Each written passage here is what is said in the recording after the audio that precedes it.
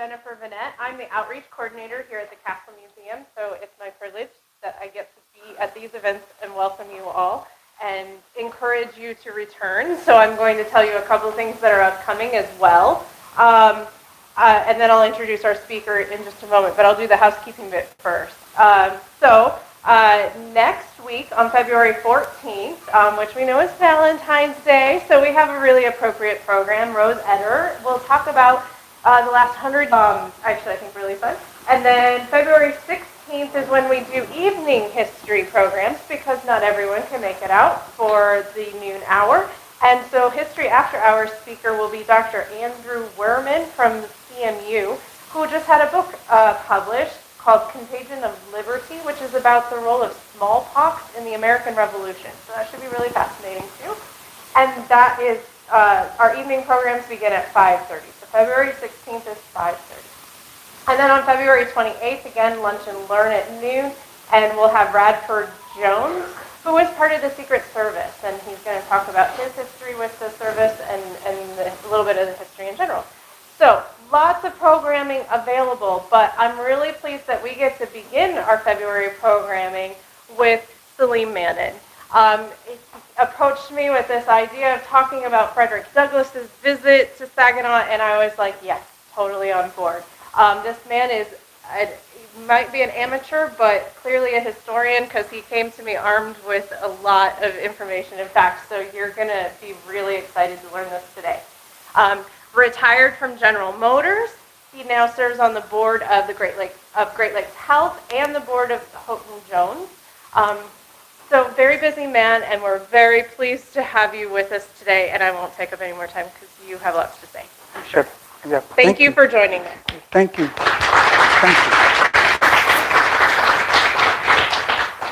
Thank you, Jennifer. We are blessed to have you in our community. We're really blessed to have you. I always look for the better angels, and Jennifer is one of the better angels in our city. And there are a lot of them. But I'm totally grateful for her kindness and her openness to allow me to come and share this with you. As she said, I'm an amateur. I didn't learn history in school. I do have an associate degree from Delta in skilled trades, and that's it. But my education, this history, I got on my own. I didn't get into schools. I got all this information on my own. I wore the library out. Fiona is here, and she can tell you I wear the library out. Fiona's a very important person. I was doing some research just to go over a little bit with you how I came about this lecture that was given in 1885 here in Saginaw at the Albertine Hall, which no longer exists. In fact, Frederick Douglass made 2 visits here. And this visit that he came in 1885 was commemorating 50 years after emancipation that Great Britain brought to the islands, and then the 20 years celebration of emancipation for the freedom of slaves in America. I read this book right here. It's called Enterprising Spirits. I don't know if you can see it. Enterprising Images.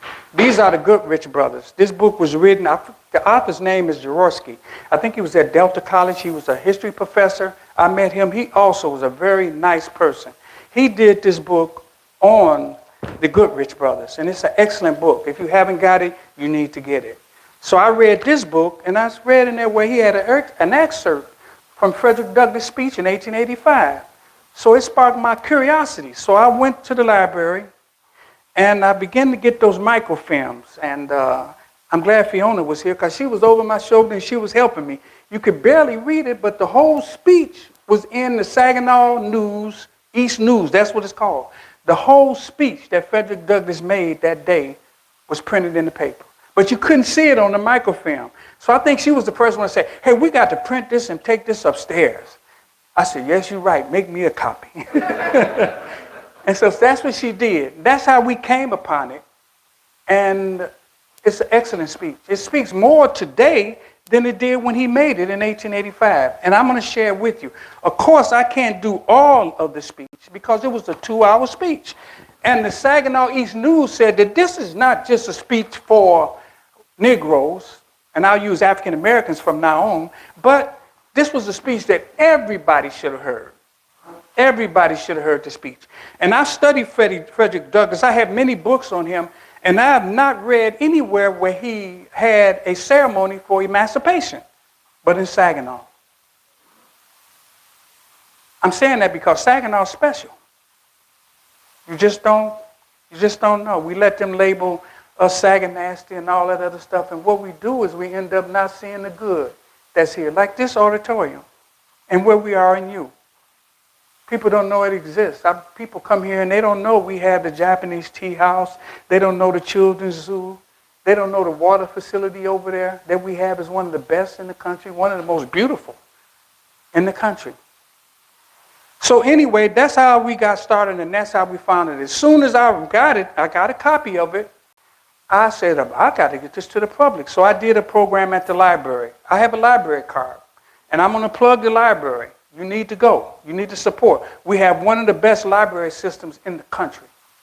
The people are very kind and cooperative, very accommodating. And you need to take advantage of the library. You might think, oh, we got the internet, we just said, no. You need to go to the library here in Saginaw, any branch, and you can get whatever you want. Movies, if they don't have the book, they will send out somewhere, and they will bring the book to you and will notify you by email. And now they don't charge you. If you're late, they'll just automatically renew it, and you can bring it back. They won't charge you like they used to. So I'm putting a plug in from the library because that's where I have most of my knowledge, and that's where I get most of my assistance.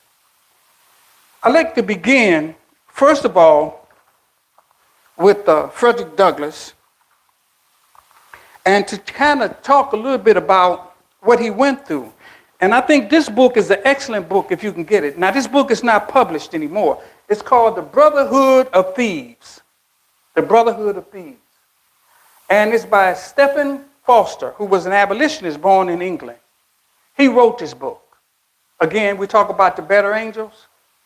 And he did a wonderful job. You should get this book. And it talks about some of the things in slavery. He pointed out that when you were sitting around, like we sit here and we're in a coffee shop or whatever, we read the paper.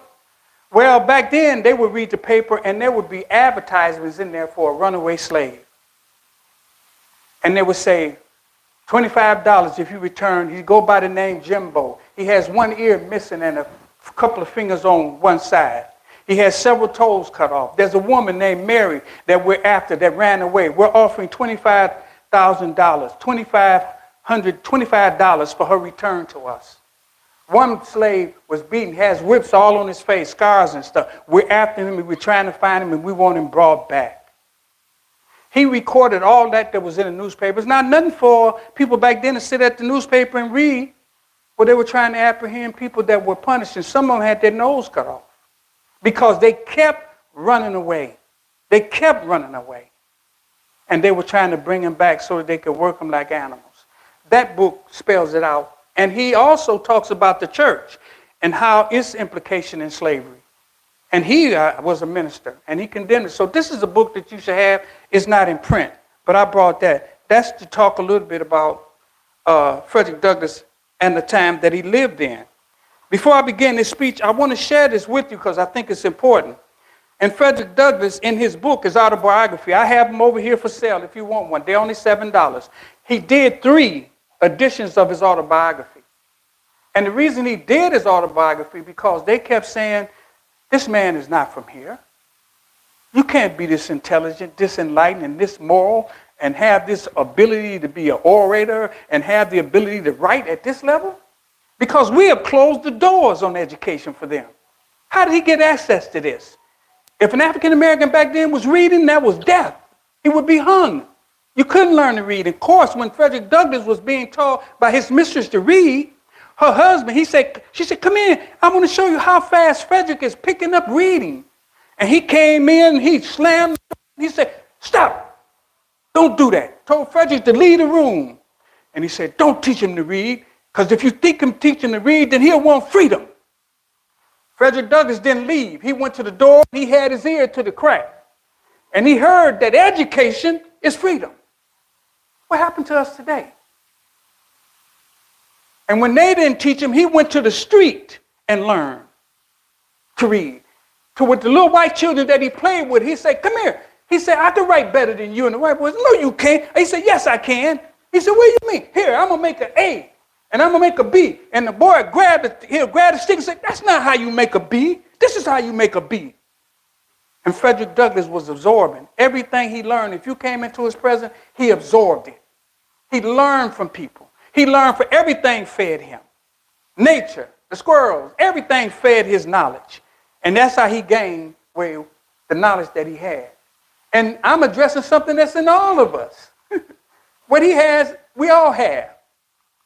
We just have to be motivated properly. But let me talk about Frederick Douglass, first of all, from his autobiography. And you should get a copy. And he wrote this book because they kept saying, you from somewhere else. Because these blacks don't have the ability to have this kind of knowledge. So he wrote this book. And after writing the book, he had to leave town. He had to leave.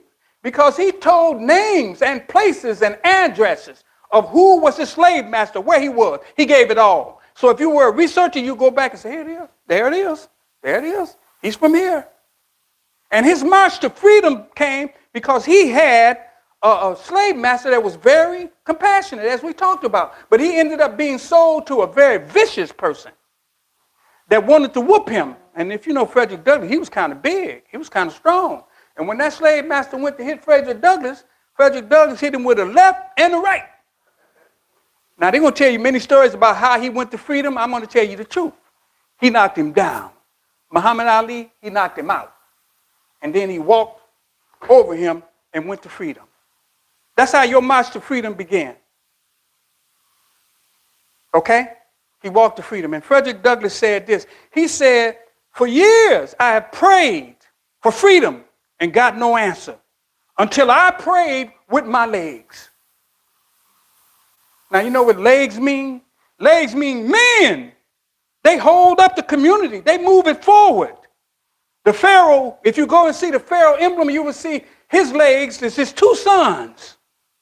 Meaning that they are to lift up the torso of the community and move it forward.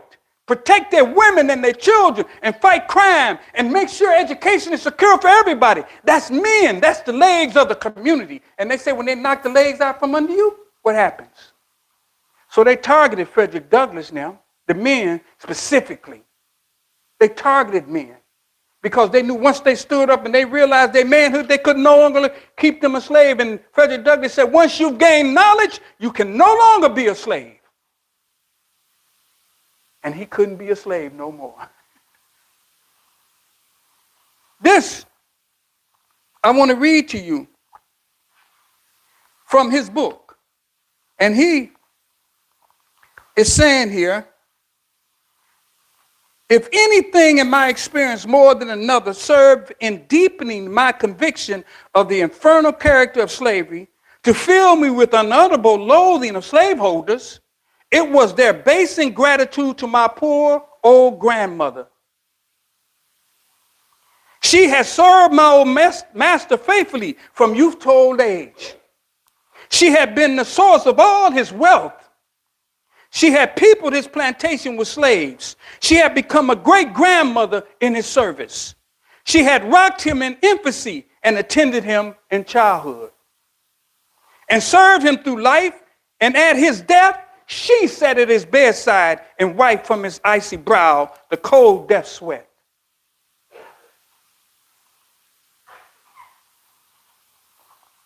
She, nevertheless, was left a slave after he died. What did they do with her?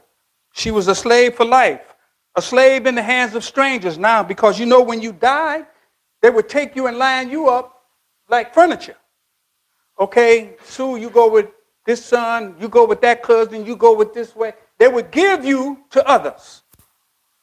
And that's what they did to his grandmother after she served this master for that time and sat at his bedside as he was dying and wiped from his brow the cold, icy death. This is what Frederick Douglass says deep in his loathing of slave masters. And she goes on, she was nevertheless left a slave for life, a slave in the hands of strangers, and in the hands, she saw her children, her grandchildren, and her great-grandchildren divided like so many sheep. without being gratified with the small privilege of a single word as to their or her own destiny. And to cap the climax of their base ingratitude and fiendish barbarity, my grandmother, who was now very old, having outlived my old master and all his children, having seen the beginning and the end of all of them, and her present owner finding she was but of little value, her frame already racked with pain of old age, and complete helplessness fast stealing over her once active limbs. They took her to the woods, built for her a little hut, put up a little mud chimney, and then made her welcome to the privilege of supporting herself there in total loneliness. Put her in a little mud hut and then made her welcome to the privilege of supporting herself there in perfect loneliness, thus virtually turning her out to die. If my poor old grandmother now lives, she lives over the loss of children, the loss of grandchildren, the loss of great-grandchildren. They are, in the language of the slave poet Whittier, gone, gone, sold and gone to the right swamp dank and long, where the slave whip ceaseless swings, where the noosome insect stings, where the fever demon strews, poison with the fallen dews, where the sickly sunbeams glare through the hot and misty air.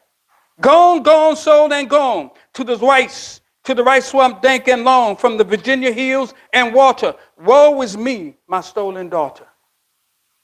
Now this tells me, how can we mess up our families? How can we be divided? How we don't pray? How it's not valued anymore? Reading and all those things that they fought and died for are not valued. To be with our wives, our children, our brothers and our sisters. We couldn't do that. So God formed us in that period to always make that a precious family.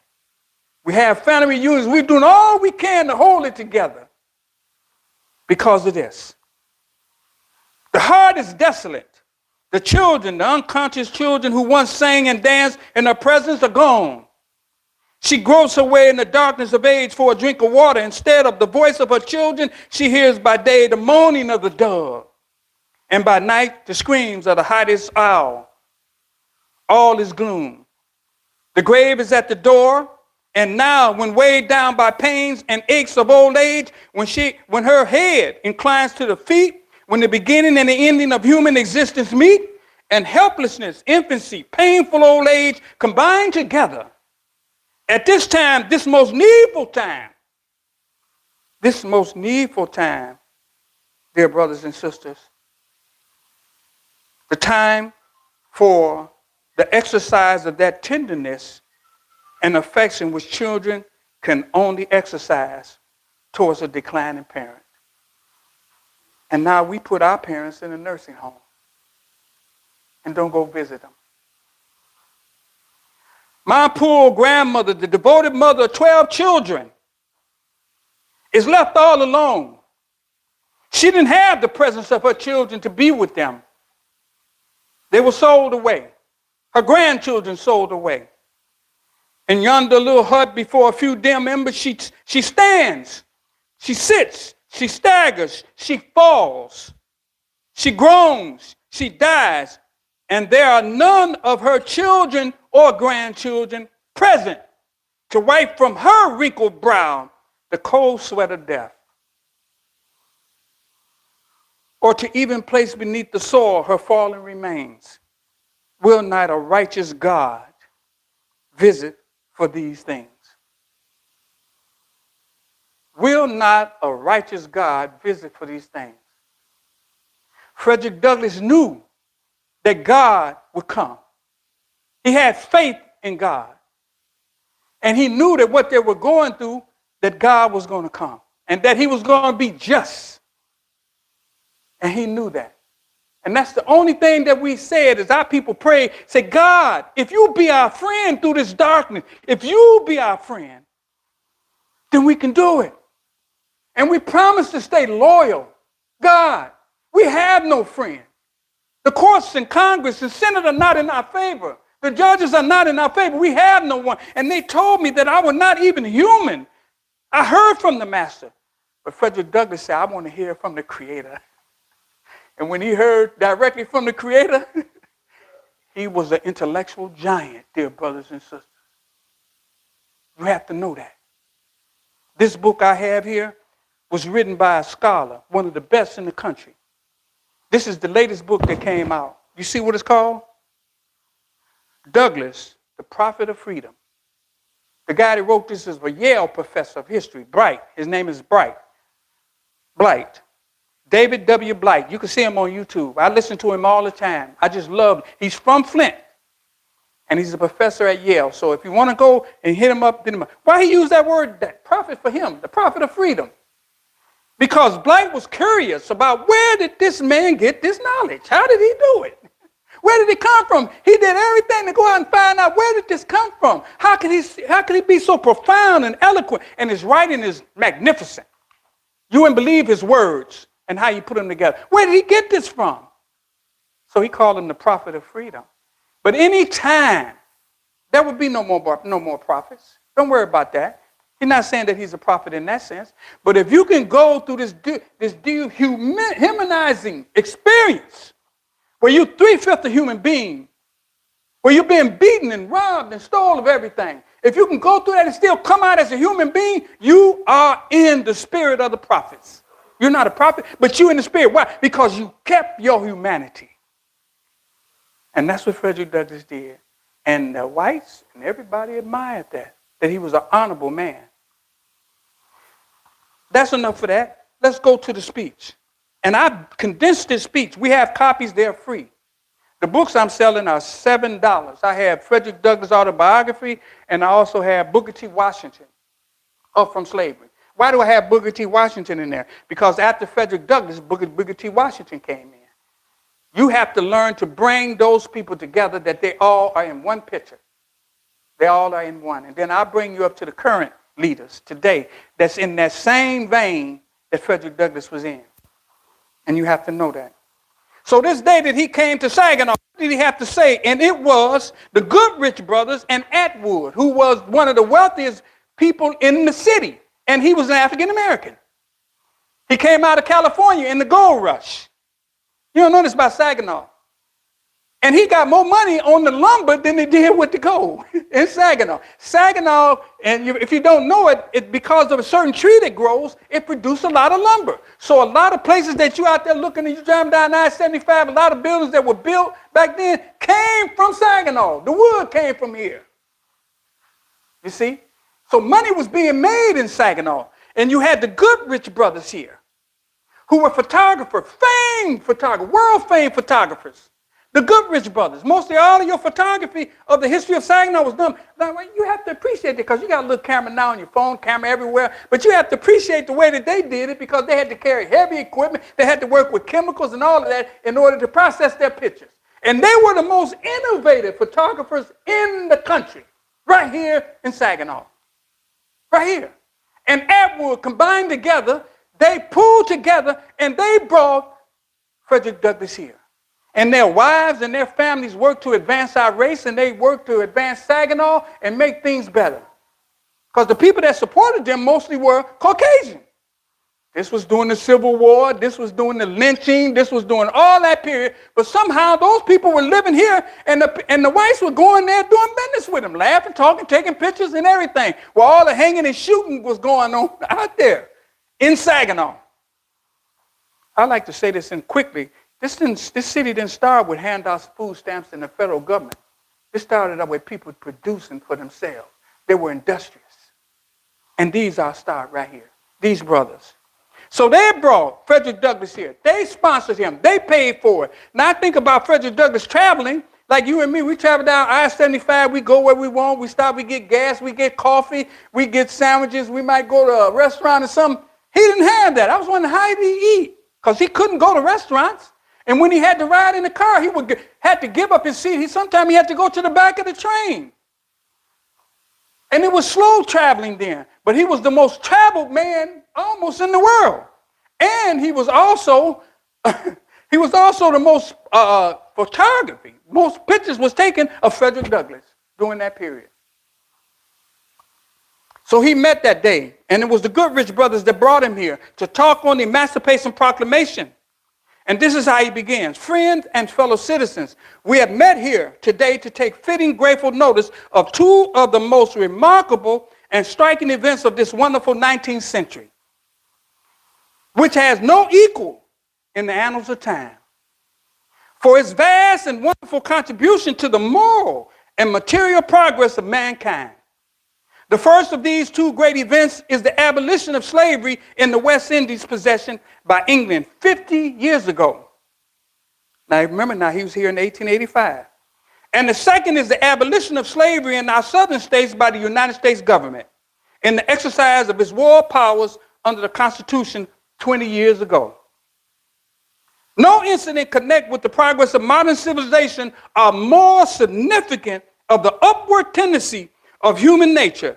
No two events give more promise of a brighter and better future for the race. No two receive more grateful approval for the generations come after us. No two acts will make the name of England and America more illustrious among the nations of earth than these two grand concessions of these two justice and liberty. They will stand out for ages along the rocky coast of human life as luminous beacons, defying storms, diminishing danger, increasing safety, brightening hope, and strengthening courage in the hearts of all good men who shall aspire to leave the world better than they found it. They will speak words of cheer and comfort to the oppressed and enslaved in all lands and nations, and bid them lift up their sorrow-stricken and dejected heads in hope of a final deliverance. They will also speak words of rebuke and terror to all who oppress and enslave their fellow men, and tell them that their reign will soon end. This is a great thing that took place in this beautiful country. And sometimes we drift away and don't know how great we really are and what we were able to do. Oh, we got problems. I know, the shootings and this and that. But still, there are more opportunities today than then. There's more. And we can get past that. If this man can get past what he had to face, this we can do with what we have to face today. For never was bondage more galling, never was degradation more shocking, never was misery more distressing, and never was tyranny more deep-rooted and proudly defiant of all opposition than that whose downfall and destruction we're celebrating. Ain't that something? Through the months are separate, thousands of miles apart, talking about the days.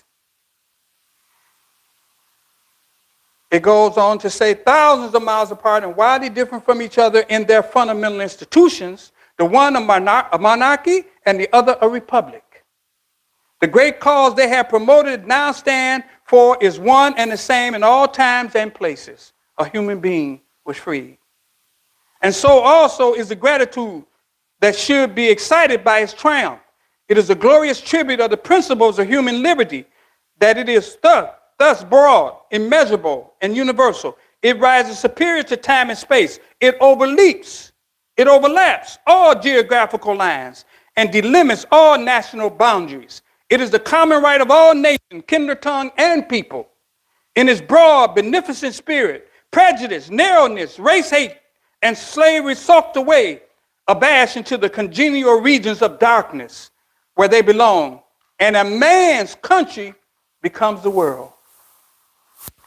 We don't know how much influence these have really had on our nation. Now the UN has been established to look at one world.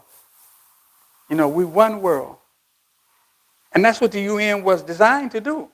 And we're moving. We have our problems, but, we're gonna be okay. And his countrymen, all mankind, therefore, whether among the souls of Russia or the blazing heat of the city topics, whether in one country or another, no matter in what latitude, longitude, or attitude, the bloodstained leash has been snatched. Has been snatched from the slave broker and the cruel taskmaster. No matter where or when the fetters of slaves have been broken and the appeals of the oppressed and suffering men for justice have been heard and heeded, joy and gladness may properly break forth from the quivering lips of all mankind. For slavery is dead, enslaving a man. First of all, let me say a word in praise of England for her part in this matter. And sometimes it is they like to criticize England. And they use the name great for her. But he honored her, and he went to England, and they welcomed him as a great leader when he went there, and he stayed. And England now, and we don't like to forgive, we like to continue to think people are still operating in the way that they used to. But Frederick Douglass was blessed to understand that something had been defeated and it was a new day. And he welcomed and embraced the country. Also, O England, for her part in the works of whose commemoration brings us here today, and no generous American would grudge her any decorum I may have bestowed. Naturally enough, we all felt some resentment at her conduct towards us during our war for the maintenance of the Union. But we should not forget that there were two Englands at that time, as there were two Americas. This is important, brothers and sisters. Because we think America is one thing, but it's two things. It's the good and it's the bad. It's the loving and it's the dishonoring. It's two things. And what we have to do is fight for it to live up to its principles of its Constitution. And that's what we've done, and that work is not finished. It's not finished. We may feel a little shocked at the pride and vanity which perplexed the epithet, great, at her name, and might let her better off if she simply modestly called herself Britain. But whether we may think of this or anything else about her, Great Britain is great in fact as well as in name. She is great in her knowledge and great in her industry and great in her civic and social order and great in her wealth, her power, her progress, and her prestige. She is great in her great men, than whom no nation has raised up greater. Now, this reminds me of the Quran, where God said, I made you different nations and tribes so that you might know each other. And really, the Arabic says, I made you so that you might recognize each other. And we can't, like African Americans fought in wars. And it took them 40 years to get the medal that they deserved because they didn't recognize their contribution. Many of the men would die. I remember one guy, I can't forget, and I shouldn't bring it up here, but he was a soldier. I can't remember what war it was, but the enemies were bombing the ship, and the guys that were manning the guns, running and hiding and being shot and killed, a guy came out of the kitchen, a brother, no training. He shot down all the planes. He took the gun and shot all the planes down. No whimper, no word of him. And there are many others. So recognize the good, no matter where it comes from. Recognize each other and the good that we do. And that's what this man is doing with Great Britain. Even though she has the problem that she has, she still has done a great thing. And as we well know, she has grown and she still has great influence. But in all her history, she has given no evidence of her greatness more impressive and commanding, none more convincing and glorious than they found in her act of emancipation. The West Indies, 800,000 people. By this, she gave freedom to 800,000 long neglected and long enslaved people and placed herself in the front ranks of the greatest nation of the earth. It's amazing, huh? I'm going to skip over some of the stuff. The one involved in the emancipation of thousands, the other, the emancipation of millions, comparing us with England. In the one case, the slave interests were small. In the other, it was immense when you look at America. The one was the unfettered act of power, comparatively free from the trammels of race and prejudice, arising from immediate contact with slavery degraded people. The other was confronted, retarded, and entangled by such prejudice, stimulated by the great activities and bitterness by every conceivable appeal to a passion. This man does not waste a word. You hear me? Not a word is wasted. And I had to get the dictionary on some of these words. And when I got the dictionary on it, it just gave us more light this what I'm giving you is history. And this speech is history. This is a class in history. In one speech given in Saginaw, the one was born a peaceful and orderly discussion. The other came to us in a fierce tempest, a whirlwind of a great war. How many soldiers did we use in the Civil War? You know? I'm hearing the number 700,000, more lost than some of the other wars that we had. In this country, he's making the comparison. And he said, one was born out of peaceful, orderly discussion. The other came to us in a fierce tempest of whirlwind of great war. The one was brought with money, the other with blood. I would not underrate the difficulties of the West Indies emancipation, nor unduly magnify those of our own. Both have much to overcome, and the great features that constitute the dignity and the grandeur which should be victorious and ever kept in mind, and the one which I would make here and now conspicuous and empathetic. Respect the manner and cause by which these victories were brought about. The cause is ever greater than the occasion. The thing explained greater than the explanation. It is the cause and the thing caused which makes this occasion of any worth to us and to the world. I should be remembered that the acts of Congress and the acts of Parliament are but signs and are less than the things they signify. They move only as they are moved upon by the superior force. The power behind the throne is never greater than the throne itself. This man had tremendous insight. Tremendous. Where did he get it? Where did it come from? Take the obedient hands of the watch. They tell us the time of day, but they tell us nothing of the moving power behind them. You know, that's what I'm searching for all the time. I look at things, but I find myself searching. You know, I like this movie where I grew up with Lone Ranger, and where the good guys always win, and you be yay, and the vampires died. They didn't come back. They got monsters now. You kill them, and they keep coming back. Y'all remember that? Used to kill a monster, man. The kids would be happy. Cowboys, you know, they would win, and that'd be the end of them. Now, man, you don't know what's going on. That you can't kill evil.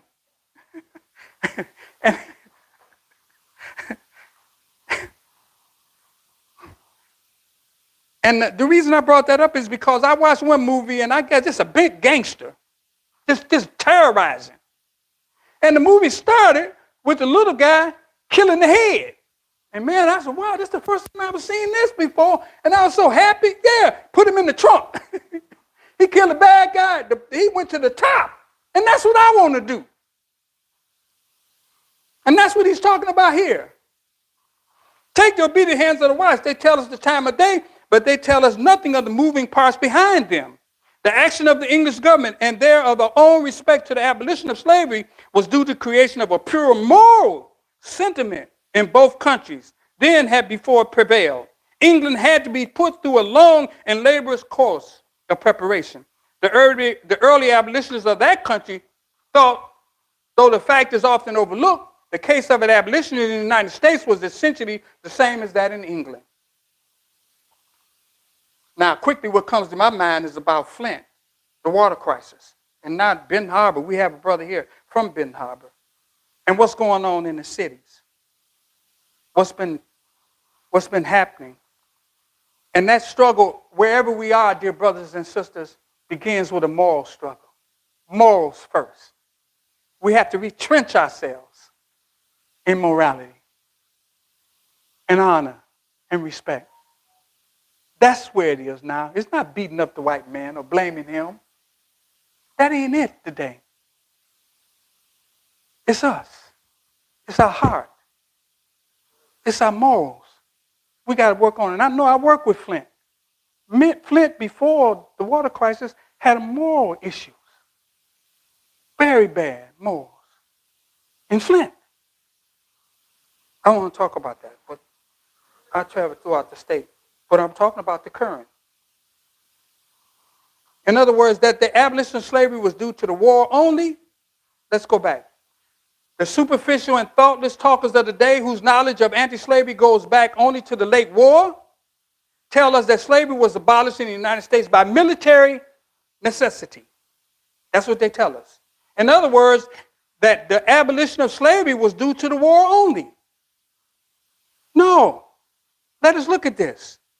They forget or ignore entirely the grand moral conflict described by William A. Seward as the impressible conflict by which the war itself was preceded and made possible.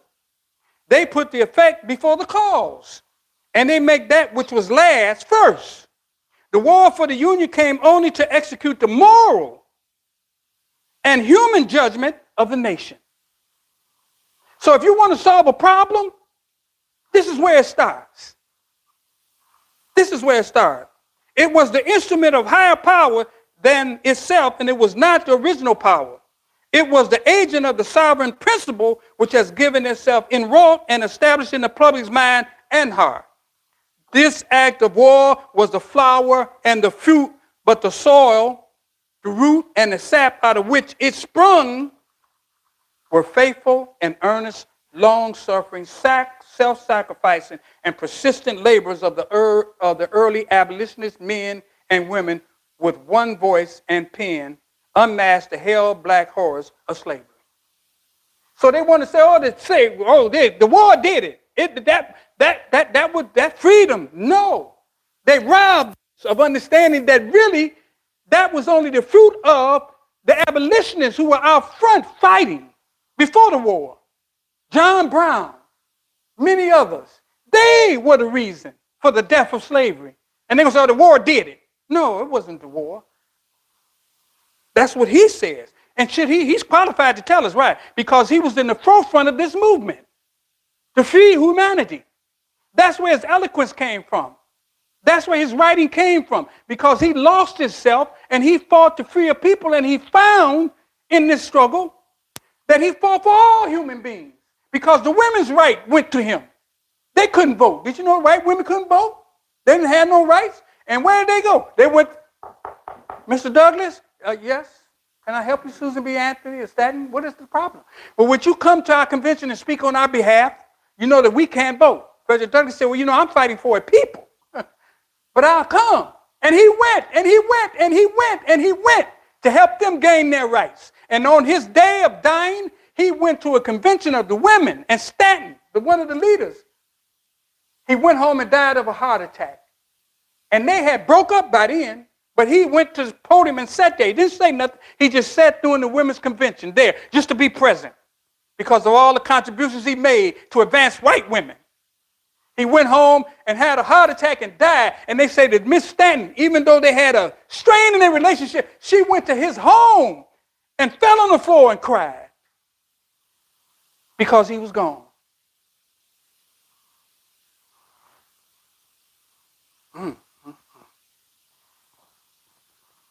Again, he talks about the abolitionists, and we made them ugly. We took John Brown and made him fanatical and crazy. You should read his writings when he was in the court and they were sentencing him to be hung. And I'll add this too. You can look this up. A gentleman by the name of Dangerfield Newby. And I think it'll be to your benefit if you knew who he was. Dangerfield Newby was one of the African Americans that was with John Brown when they took over Harper's Ferry. And he was the first one to lose his life.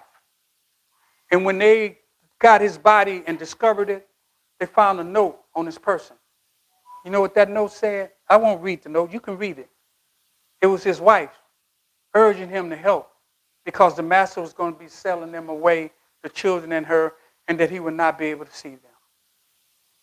And the whites who picked up the note, see, there's some humanity somewhere. They picked up the note and some of them recorded and say, if you go to war, this is the reason you go to war.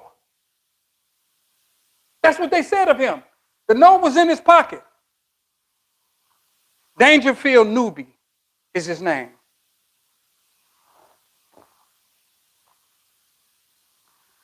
As one of the early abolitionist workers and receiving my full share of my abuse, you don't know what Frederick Douglass went through. They broke his wrist, they beat him up, they threw pigs at him when he was speaking to advance humanity.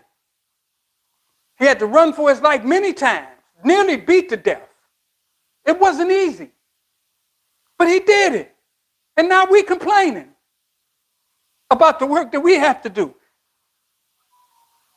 As one of the early abolition workers and receiving my full share of abuse and reproach for helping thus to stir up the North to effective resistance to slavery in the day of its power. You will not think it strange that I am unwilling that the subject shall now be disposed of by simply inscribing the abolitionists of slavery to the war for the Union, and that no mention shall be made of the real and original power that abolished it. And all the more because the same today is the rock and foundation which gives this measure vitality, stability, and permanence.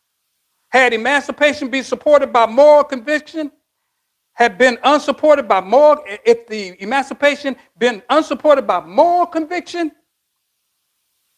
implanted in the nation's mind and heart by abolitionists, speakers, and writers, had slavery been abolished simply by the sword, guess what, dear brothers and sisters? It would have revived as soon as the sword was put back into its cupboard. The impact that you can have. These were the abolitionists. They took the ridicule. They took all of that, but they stood up for humanity. So what is it saying? If you're going to do some good, they're coming after you. You stand for your morals and you declare you're on a righteous path to advance humanity and life and education for everyone, they're coming after you. They're coming. The liberty of free man would have been delusive, transit, and worthless. To cast out the devil of slavery would have returned to the old house of bondage and have brought more than 7 other devils with him if we thought that only the war was the reason for the ending of slavery. We have to learn to give credit where credit is due. And the last state of that house would have been worse than the first if he let him come back. You will remember that this demon did frantically endeavor to come back and repossess itself of its former place and power. That the free men were cheated. We were persecuted and starved by the old master class that combined against him to bring his buying land and acquiring property. That for him, organized poverty. Do you understand that? That poverty is not an accident? That the communities that we live in, they're designed by people beyond us? That we live in a food desert where we are? That there are desert lands, no businesses? Liquor stores everywhere, drug houses everywhere, and they want you to believe that we are the big dope pushers. That we bring the dope in here. They're tricking some people that they believe that. We're not, dear brothers and sisters. I live in the hood, and these dope pushers selling dope, boy, they can barely make ends meet. There's somebody in a bigger place that's providing them, looking out for them, taking care of them. And sometimes it's the DEA, and sometimes it's policemen that cooperating in the history. That's the reality. Their class combined together against him to prevent his buying land. They came through highways, through our major areas that we built, neighborhoods that we began to construct, businesses were established. I can go to Oklahoma. There were many other places where we were prosperous. And they had a plan devised to destroy it. And it killed the spirit for us to now build for ourselves because we point to that. We have medical problems because we point all the time to the Tuskegee study. And we fear that somehow this system will betray us. So we don't come. We don't reach out. They organize poverty. And it's the parent of crime. It's the parent of crime. And then when we work, they fix the lowest price and then defraud him of his wages. That if he refused to work under such circumstances, vagabond laws were framed, enacted, and executed for the purpose of reducing him to semi-slavery. We're filling up the jails. Marijuana was illegal and we did it. They put us in jail. I'm in Detroit.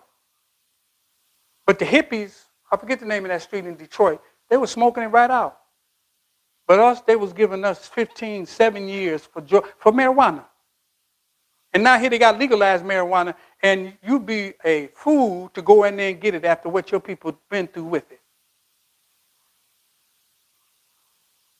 But God has done something great for us because we came through that. Now I can speak on it if only you would listen. Because I've been through it, and I've survived it. Robert Abdul Shaheed is one of the other ones here. He survived that period. We survived that period where they inundated us with drugs, designed to rob us of our industry. That if he refused to work under such circumstances, vagabond laws were framed, enacted, and executed for the purpose of reducing him to semi-slavery. That regulars and Ku Klux Klans were organized at midnight marauders, and murders were turned loose upon him to make him feel that his liberty was a sham, and that he was still under the iron heel of slavery. We have to fight through that, even after coming out of the war and slavery. What has thus far defeated these desperate efforts of the devil of slavery to return? Re-entering and repossessing his old abode. I will tell you, it is not this political party, nor that, but it is because of the liberty of the Negro is affirmed and decreed by the settled moral judgment of the nation.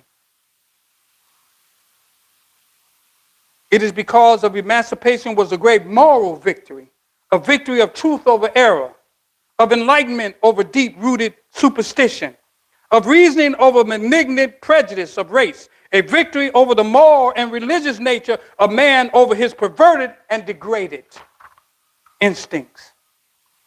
It is this that today makes this future of the color race an interesting problem to the thoughtful men of all races.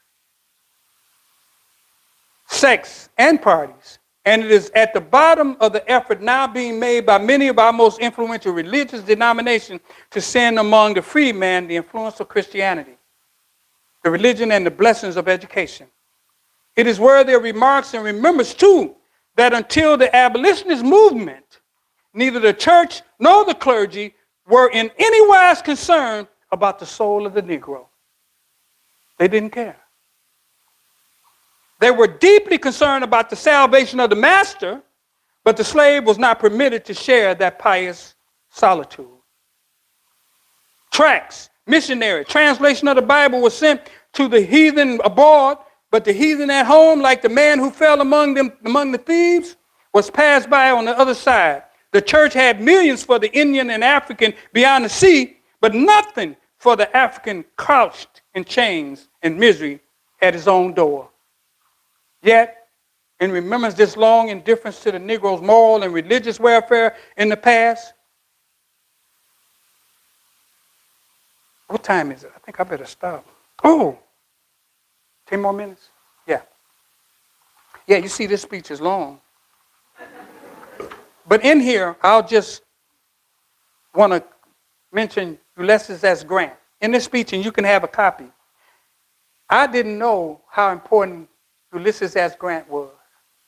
I didn't know how kind he was. We talk about Lee more than we do Grant.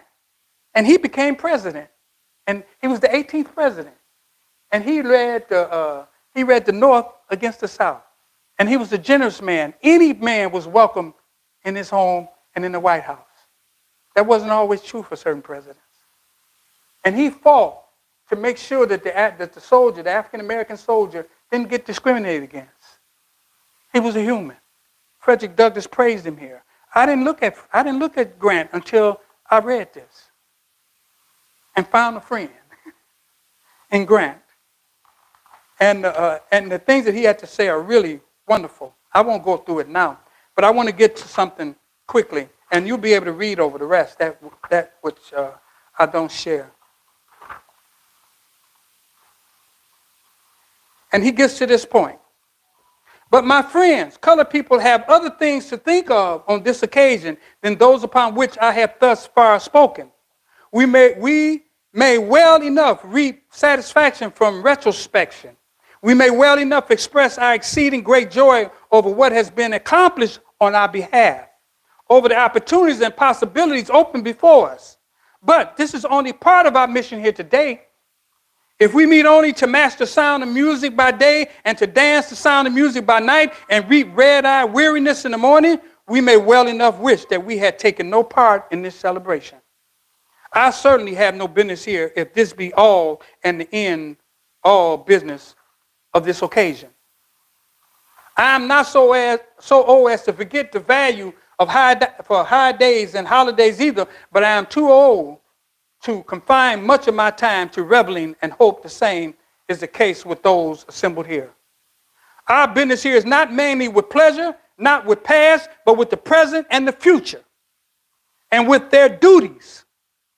It may seem to you a humiliating confession, but it is nevertheless true that notwithstanding the fact that the colored man is emancipated and enfranchised, but he is made eligible to office, admitted to schools, he sits upon juries, and he in some cases holds civil office. He sits on trial, but as a man and as a citizen, his 20 years of freedom had not taken him out of this court of inquiry and secured an unqualified judgment in his favor. There are questions about acts concerning him which he cannot wholly answer by pointing to 200 years of slavery or to the present environment. Something must come after freedom. Ignorance and moral degradation made us the easy victim of slavery in the first place. And the same way work our ruin in our new relationship as men and citizens of this republic. What the world wants to know concerning us is the use to which we are putting our new opportunities. Whether as a class, when left to ourselves, we have within ourselves the ability and the disposition to improve. Whether we swim or only dive.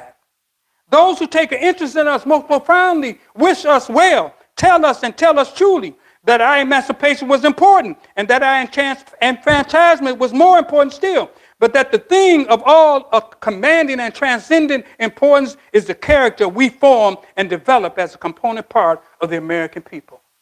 Not judge a man by the color of the skin, but by the content of his character. He's talking about building character. Now let us be candid with ourselves and with the public and tell the truth, though the truth should condemn us. We should never deceive ourselves nor deceive others. Are we, as a class, advancing, or are we retrograding? Are we going back? That we know more of books than formerly admitted. That we have more newspapers, literary societies than formerly is true. That we have more educated men, editors, doctors, lawyers, office holders, and preachers than formerly is true, and vastly to our credit. But are we, the colored people as a class, improving equally in the more solid matters of life? Dear brothers and sisters, are we more industrious, more self-denying, prosperous, progressive than 10 years ago? Are we accumulating property and providing wisely for our future? Are we more thoughtful, more sober, more attentive to business, and more successful than formerly? Are we less inclined to seek pleasure and more responsive to the cause of duty? Are we more disposed to sacrifice present enjoyment to the future happiness of ourselves and of our children? Let me say this. When you fight hard for something as great as he fought for along with the abolitionists and they won through, what it does to you is put you in a position where you are sensitive about looking out over there, and any inclination that things are going back, you point at it, you jump at it. You point it out and say, no, we can't go that way. We came a long ways, and this conduct, this immorality, this lack of honor and respect and character is taking us back. And I have to say something. That's what it does when you fight for something that's bigger than yourself. You get that sensitivity. Are we more disposed to sacrifice enjoyment for the future? Have we fewer criminals? They tell me that we have more brothers locked up than we did in prison. In prison now than we did back then. Are we growing in all relationships of civilization and good citizens? Have we fewer criminals among us than formerly? Are the former slaves better masters to themselves than the old master? And the way we do in our bodies, I think the slave master treated us better than we treat ourselves. Do what we do in our bodies. There are some of the questions that the world is putting to us, and they must be answered in the affirmative, or we shall forfeit the respect of the people among whom we live. And that's all I want. Respect. I want your goodwill. I'm going to close. I think that's enough. I'm sorry I took so much time. We didn't get through it, but...